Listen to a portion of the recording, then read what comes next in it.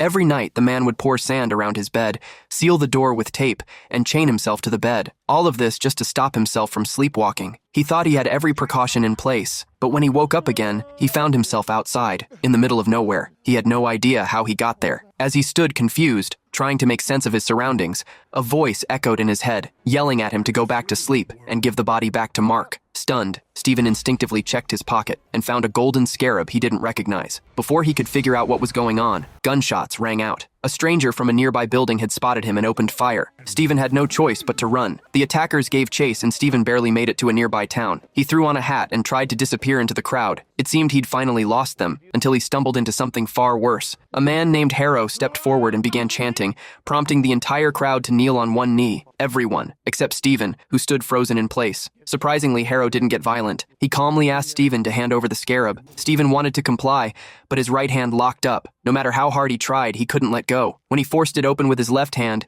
his other arm twisted behind his back on its own. Harrow, now furious, ordered his men to seize him. But just as they closed in, Stephen's eyes rolled back, and everything went black. When he came to, Harrow's men were lying unconscious around him. He didn't know what had happened, but he knew one thing. He had to get out. He jumped into the nearest truck and sped off. The cultists followed close behind. As the chase heated up, Stephen's truck suddenly stalled. Just as one of the pursuers raised a gun to kill him, a pile of wooden logs came crashing down from the hillside, crushing the attackers instantly. Stephen was caught in the chaos as well, but the next moment, he jolted awake in his apartment, back in bed, still chained up. Everything was intact. The sand ring, the tape, the chain. Relieved, he assumed it was all just a dream. What he didn't notice was the Rubik's Cube he'd scrambled before bed, now perfectly solved.